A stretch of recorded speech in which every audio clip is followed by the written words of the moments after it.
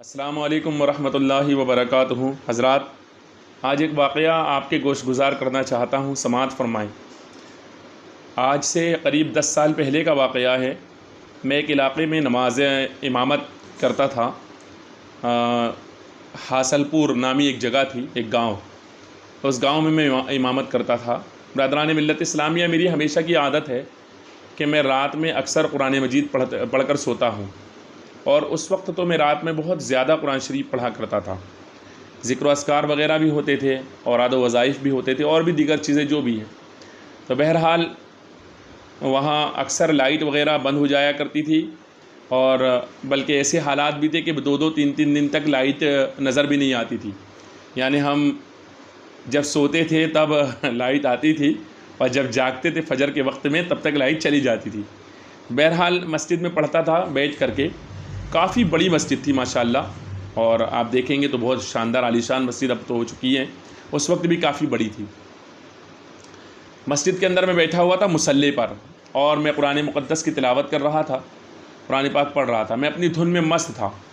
वक्त था करीब 10:30 बजे का और मैं अपनी धुन में एकदम मस्त होकर कुरान पाक पढ़ रहा था। पढ़ते पढ़ते अचानक मुझे एहसास हुआ कि मेरे अलावा भी मस्जिद में कोई और मौजूद है। तो बहरहाल मैंने कुरान मुक़द्दस को बंद किया और बंद करने के बाद जैसे ही इस तरफ निगाह फेरी तो आप यकीन करें, बिल्कुल मैं ये बैठा हूँ और मेरे जस्ट ये बाजू में बिल्कुल यहाँ एक सांप कुंडली मारकर इस तरह बैठा हुआ था।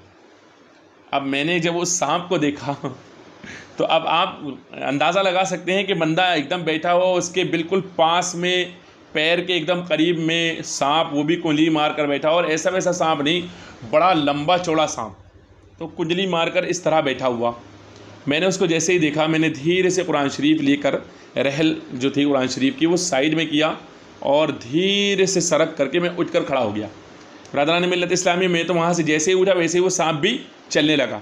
मैंने गौर किया कि वो सांप जब चल रहा था तो चूँकि मस्जिद का जो फ़र्श था वो नया नया बना हुआ था और उसमें मार्बल लगा था, तो सांप चल रहा था तो बड़ा फिसल रहा था, मतलब चल नहीं पा रहा था। तो मैं सोचने लगा, यार ये इतना यहाँ फिसल रहा है, ये इतनी लंबी मस्जिद क्रॉस करके मेरे पास कैसे आया। बहरहाल इतना सोचने का तो टाइम नहीं था। मैं खड़ा हुआ और हदीस मुस्तफ़ा है, हदीस पाक के मुताबिक सांप को देखो तो मारने का हुक्म है। तो मैंने मारने की कोशिश की, लेकिन बहरहाल उस वक्त मेरे पास कोई चीज़ मौजूद नहीं थी। तो मैंने अपनी मस्जिद के सदर को फ़ोन लगाया और उससे कहा कि आप आओ, मस्जिद के अंदर बहुत बड़ा सांप है, उसको मारना है।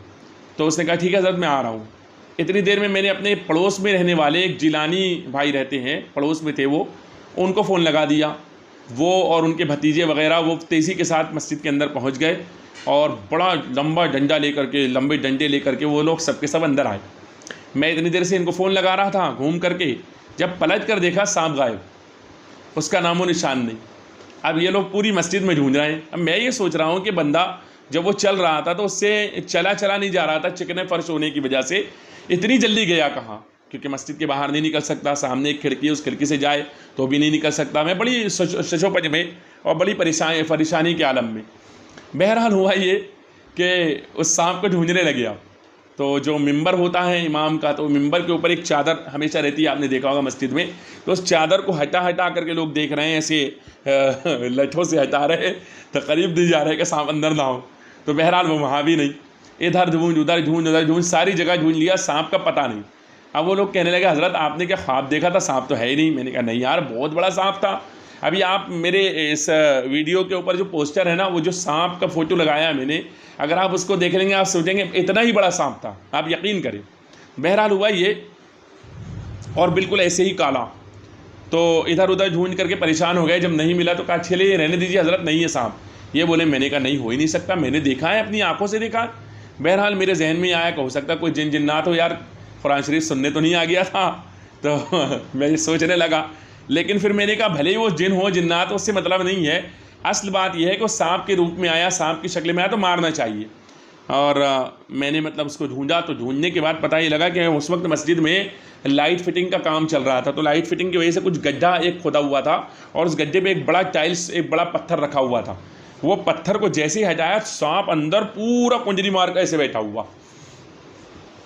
उसको निकाला बाहर, ऐसे रस्सी उससे पकड़ करके लज से, और उसके बाद कहा बाहर ले जाकर मारे। मैंने कहा बाहर ले जाने का टाइम नहीं है, मारो, भागेगा ही। उसको वहीं पर मारा। बहरहाल हज़रात वो मर गया। मरने के बाद उसको ले जा करके लेकर चले गए। अब मैं हैरान था, इतना बड़ा सांप आया कहाँ से, किस जगह से आया। बहरहाल अल्लाह जाने वो क्या था। अब आप सोच रहे होंगे जिन तो नहीं था, तो मैं आपको बता दूं कि जिन नहीं था, क्योंकि अगर वो जिन होता तो उसके अंदर जो खसूसियतें, सांप अगर जिन बन जाए तो उसमें कुछ खासियतें होती हैं, तो वो उसके अंदर मौजूद नहीं थी। वो मैं इंशाअल्लाह तबारक व तआला आपको अगली बार फिर कभी वीडियो डालूंगा तो बताऊंगा कि एक सांप, मैंने जिन को भी सांप की शक्ल में देखा है, और उस सांप ने बदमज़हब देवबंदी तबलचियों को बड़ा परेशान किया था, बड़ा मज़ा आया था। तो हज़रात वो वीडियो में मैं इंशाअल्लाह तबारक व तआला फिर कभी डालूंगा। अभी फ़िलहाल तो इस वीडियो को आप शेयर करें और समाअत करें। एक बेहतरीन वाक़या मेरी ज़िंदगी का था कि मैं कुरान मुक़द्दस पढ़ रहा हूँ और सांप बैठ करके कुरान पाक सुन रहा है, बिल्कुल मेरे करीब बैठा हुआ था, कुछ भी नहीं किया है मुझे। बहरहाल अल्लाह तबारक व तआला बेहतर जानता है कि वो किस लिए आया था, या तो हो सकता है कुरान पाक सुनने ही आया हो या और कोई काम के लिए आया था। बहरहाल अल्लाह जाने और अल्लाह का रसूल जाने। अस्सलामु अलैकुम व रहमतुल्लाहि व बरकातहू।